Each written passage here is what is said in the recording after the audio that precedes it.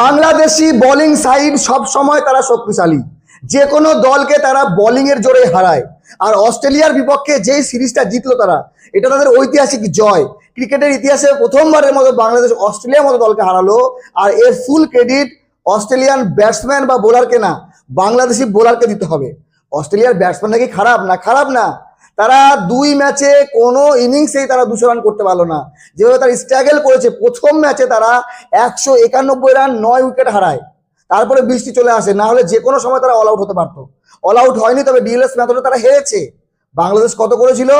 284। মানে যেই পিচে বাংলাদেশ ব্যাটিং করে রান করলো 284, 8 উইকেট হারিয়েছিল। আর সেই পিচে অস্ট্রেলিয়া করলো 191।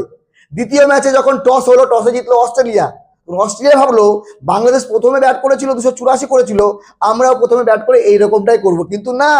দ্বিতীয় ম্যাচে আজকে অস্ট্রেলিয়া 187 রান 8 উইকেটে। বৃষ্টির কারণে পুরো ওভার হয়নি, নাহলে অস্ট্রেলিয়া আজকে অল আউট হতো, 200 করতে পারতো না। প্রথম 2 ওভারে অস্ট্রেলিয়ার 3 উইকেট নেই। তাসকিন আহমেদ, মুস্তাফিজুর রহমানের বল তো চোখে দেখতে পাচ্ছে না। প্রথম ম্যাচে নাহিদ রানার বল চোখে দেখতে পারেনি। তো বাংলাদেশের বোলিং ইউনিটটা দেখেন, তাসকিন আহমেদ, মুস্তাফিজুর রহমান, মেহেদী হাসান মিরাজ, নাহিদ রানা, তানভীর ইসলাম এবং মোসাদ্দেকও বল করছে। মোসাদ্দেক প্রথম ম্যাচে 2 উইকেট নিয়েছিল, আজকে উইকেট পায়নি, ঠিক আছে। হ্যাঁ, মেহেদী হাসান মিরাজ উইকেট পায়নি, তবে প্রত্যেক দিন প্রত্যেকে যে উইকেট পাবে এটা কিন্তু নিয়ম নেই। তাসকিন আহমেদ প্রথম ম্যাচে 1 উইকেট নিয়েছিল, আজকে 3 উইকেট নিয়েছে। তাসকিন আহমেদের গুরুত্বপূর্ণ ভূমিকা ছিল আজকের ম্যাচের জয়ে। তার সঙ্গে মুস্তাফিজুর রহমান প্রথম ম্যাচে 2 উইকেট, আজকে নিয়েছে 3 উইকেট, 5 উইকেট হয়ে গেল 2 ম্যাচে। এদিকে নাহিদ রানা আজকে উইকেট পায়নি, কিন্তু প্রথম ম্যাচে 4 উইকেট নিয়েছিল। আর তার সঙ্গে বাংলাদেশের ব্যাটিং দেখেন, শুধু বোলিং এর জন্য তো খেলা হয় না। বোলিং নো ডাউট অস্ট্রেলিয়ান যে দল, তার থেকে ভালো বোলিং সাইড বাংলাদেশের এই দলটার আছে। একদিন কোনো একজন বোলার ভালো করলো, তারপরে দিন অন্য কোনো বোলার ভালো করলো, এটাই হচ্ছে ক্রিকেটের নিয়ম। একজন প্লেয়ার প্রতিদিন ভালো করতে পারবে না।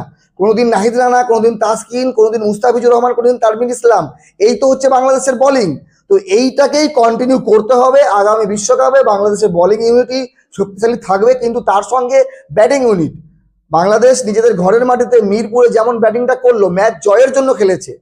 হ্যাঁ, এখানে যদি মনে করেন অস্ট্রেলিয়ার কাছে এই 192 রান টার্গেটে নেমে বাংলাদেশ 150 রানে অল আউট হয়ে যেত, তাহলে এটা কোনোভাবে মেনে নেওয়া যেত না। কারণ বাংলাদেশের ঘরের মাঠ, ঘরের পিচ, নিজেদের ঘরের যে অ্যাডভান্টেজ তারা নিচ্ছে, এই জিনিসটাকে তারা কাজে লাগিয়েছে। তো এই জিনিসটাকে বাইরেও কাজে লাগাতে হবে। আমি বারবার বলি, বাংলাদেশের বোলিং সাইড যথেষ্ট শক্তিশালী। বাংলাদেশ যতগুলো ম্যাচ জিতেছে আপনারা দেখে নেবেন, প্রত্যেক ম্যাচে বাংলাদেশ টপ ক্লাস বোলিং করেছে, টপ ক্লাস।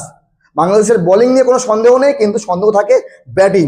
তাদের বোলিং প্রতিদিন অ্যাভারেজ বা ভালো, খুব একটা খারাপ হয় না। কিন্তু বাংলাদেশের ব্যাটিং যেদিন ভালো হয় সেদিন খুব ভালো হয়, যেদিন অ্যাভারেজ তো থাকে, কিন্তু যেদিন খারাপ হয়, জঘন্যতম ব্যাটিং হয়। বাংলাদেশ বেশিরভাগ ম্যাচ হারে তাদের ব্যাটিংয়ের জন্য। তো আপনাদের মতামত জানাবেন। অস্ট্রেলিয়ার মতো দল, 6 বারে বিশ্ব চ্যাম্পিয়ন দলকে এইভাবে অস্ট্রেলিয়াকে ঘরে ডেকে এনে মিরপুরে গোহারা হারিয়েছে। ব্যাটিং বোলিং 2 ডিপার্টমেন্টে অস্ট্রেলিয়াকে পাত্তা দেয়নি। এটা অনেক বড় বিষয়, এটা একটা ঐতিহাসিক জয়। আর ক্রিকেট বিশ্বে এখন এটাই চর্চায় যে অস্ট্রেলিয়ার মতো দলকে বাংলাদেশ কিভাবে হারালো। যারা জানেন না তারা ম্যাচের হাইলাইট দেখে নেন, তাহলে বুঝে যাবেন বাংলাদেশ কিভাবে অস্ট্রেলিয়াকে হারালো। আর যারা যারা আমার ভিডিও দেখছেন ইউটিউব থেকে, তারা অবশ্যই আমার ইউটিউব চ্যানেলটি সাবস্ক্রাইব করে নেবেন, ভিডিওটি শেয়ার করবেন। ভালো থাকবেন সবাই, অনেক অনেক অভিনন্দন। বাংলাদেশ, শুভকামনা রইল আগামী ম্যাচের।